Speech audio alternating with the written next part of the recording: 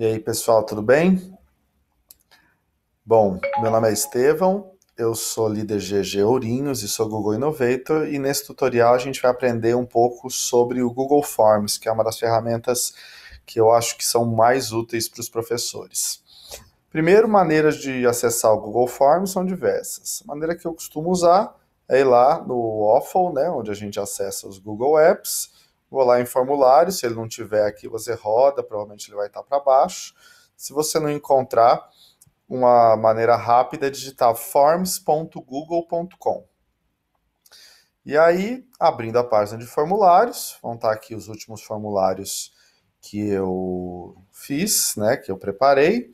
E uma coisa interessante é que a gente tem uma galeria de modelos. Essa galeria de modelos já tem algumas possibilidades, né, de trabalho, pessoal e de educação. Né? Então, atividade final, avaliação, já planilhas mais ou menos prontas que podem ajudar bastante vocês. Eu vou começar uma do zero, né? Vou fazer uma provinha bem simples com as principais maneiras que a gente tem de criar uma prova. Cliquei lá no maisinho, ele já me abriu aqui o formulário sem título. Eu posso então dar título para esse formulário, vou chamar de prova, né, teste. Quando você clica aqui em formulário sem título de novo, ele já sugere que seja o mesmo nome, mas pode ser outro nome se você quiser, tá? Então você que escolhe. E aí, por padrão, você tem um campo de descrição de formulário, você pode ou não usar, e na sequência você tem já a primeira pergunta. Uma coisa interessante é que, dependendo da pergunta que você formula, já tem uma inteligência artificial aí que vai sugerir o tipo de pergunta que vai ser. Então, se você escrever, por exemplo, nome, ele já vai sugerir um campo de resposta curta. Tá? Então, na sequência, eu vou colocar aqui e-mail, ele também vai sugerir um campo de resposta curta e sugerir, inclusive, que você ative a configuração de coleta de e-mails. Se for o caso, você já deixou isso ativado, então não vai precisar que o aluno anote o e-mail, tá? Já vai haver a coleta de e-mails de imediato. Então, vou adicionar agora uma nova pergunta.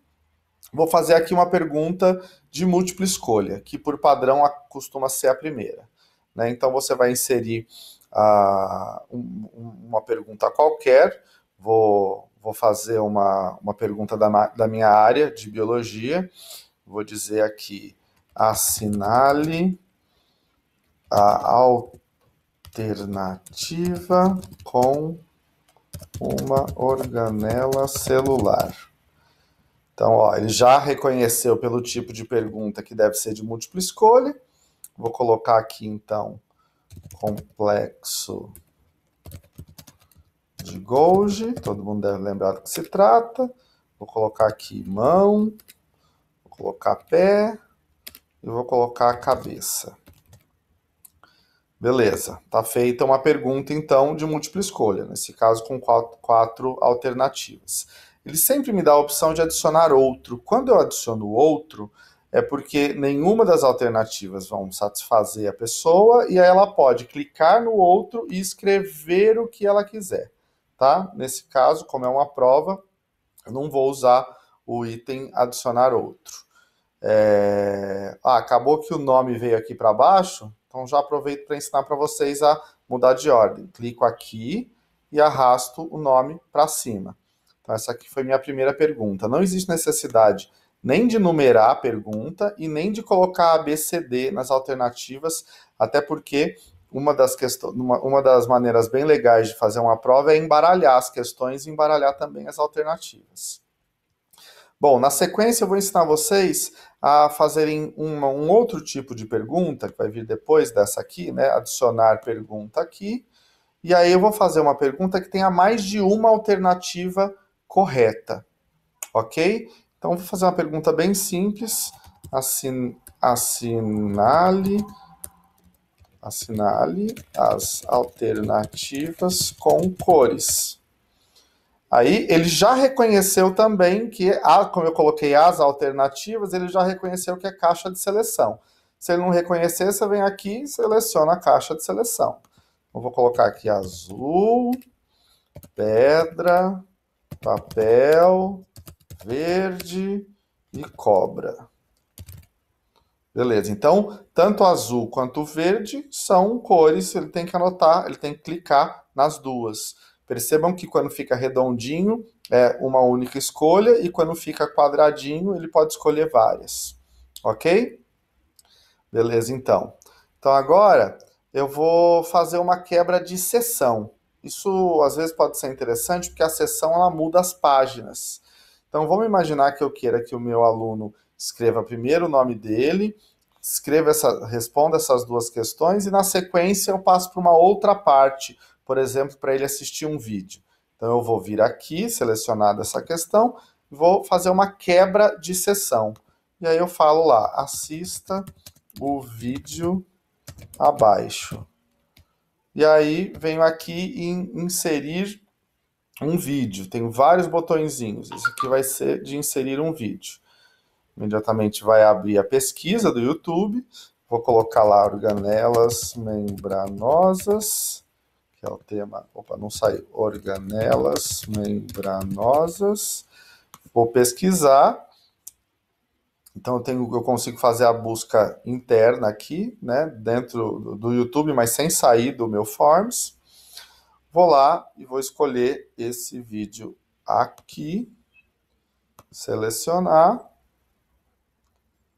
e o vídeo está aqui. Eu posso então aumentar o tamanho dele, né, ele vai estar numa seção em separado, então posso aumentar o tamanho dele. Se eu quiser, eu posso colocar um título, né? Um título qualquer aqui, só vou escrever a palavra título, e quando aparecem esses três pontinhos, ele me dá a opção também de alinhar ao centro, né? Eu prefiro que fique alinhadinho ao centro. Aí eu vou fazer uma nova quebra de seção, e aí agora eu vou fazer essa nova seção aqui vão ser de perguntas discursivas.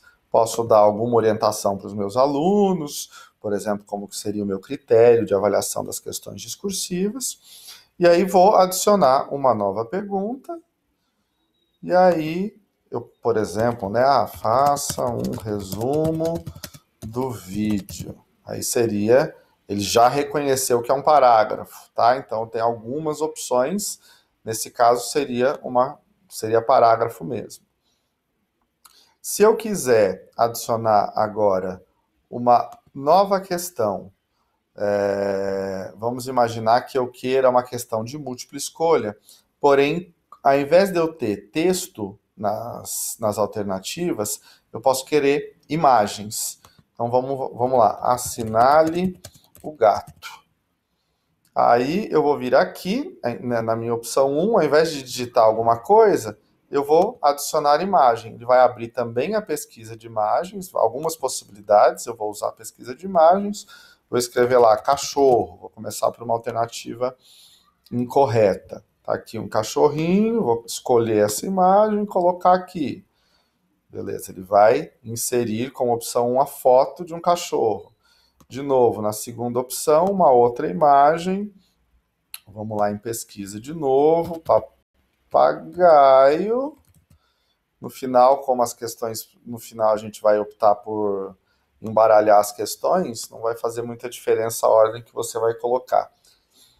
E aí, por fim, vou fazer uma bem simplesinha, só com 3 alternativas. Vou colocar o tal do meu gato. Lembrando que essa pesquisa em imagem já seleciona imagens com direitos autorais livres, tá? Você não vai ter problema com adicionar imagens que não sejam de sua propriedade. Maravilha. Agora, já temos uma questão de múltipla escolha com imagens, uma questão discursiva, inserimos um vídeo e inserimos uma questão de múltipla escolha com única alternativa e com 2 alternativas. Vamos imaginar que você queira transformar isso em uma prova mesmo, que se corrija automaticamente. Aí você vai ter que vir aqui no Configurações, dar uma checada em todas essas configurações, porque ele pode restringir para que você use só no seu domínio. Então, se você tiver alunos de domínios diferentes, é interessante que isso não esteja clicado. Como a gente mandou, né, coletar recibo de e-mail, endereço de e-mail, você pode optar por mandar um recibo de resposta sempre, ou se o aluno solicitar. E aí a gente vai lá em teste e vai criar teste. Liberar a nota imediatamente após o envio ou posteriormente. Eu vou colocar aqui posteriormente, afinal de contas eu coloquei questões discursivas que não vão ser corrigidas automaticamente. Mando salvar e imediatamente ele já vai me dar a opção aqui de chave de resposta. Então, quando eu clico em chave de resposta, a primeira coisa é dizer quantos pontos é que essa questão vale. Então, ela vai valer 1 e a resposta certa é essa fotinho aqui, que é do gato. Aqui, como é discursiva, não vai caber. E aqui, mesma coisa, clico na questão, venho em chave de resposta. Posso fazer, por exemplo, essa valendo 2, anoto azul e anoto verde. E venho aqui de novo, essa aqui, clico em chave de resposta, valendo 1, e aí clico na alternativa correta. Feito isso, a única coisa que você precisa fazer é vir aqui na opção de enviar. E a gente tem algumas opções. Você pode digitar os e-mails dos seus alunos aqui, e aí eles vão receber um e-mail com esse formulário, inclusive com a possibilidade de incluir o formulário no e-mail. Ou você pode gerar um link com essa URL grandona ou clicando aqui com uma URL curta. E você pode, se você tiver um site, um blog, alguma coisa do gênero, incorporar HTML nesse site, ou incorporar o formulário no seu site. Tá? O que a gente costuma fazer, é muito comum que a gente use o URL curto, então pegue essa URL grandona e vá no seu encurtador de URL de preferência para encaminhar para os alunos. Se você for enviar pelo Classroom, você tem a opção também de mandar direto lá pelo Drive. Ok? Então, espero que vocês tenham gostado. Se tiverem alguma dúvida, vai lá no Helpdesk da nossa Classroom. Sempre vai ter alguém disponível para ajudar vocês. Obrigado, pessoal.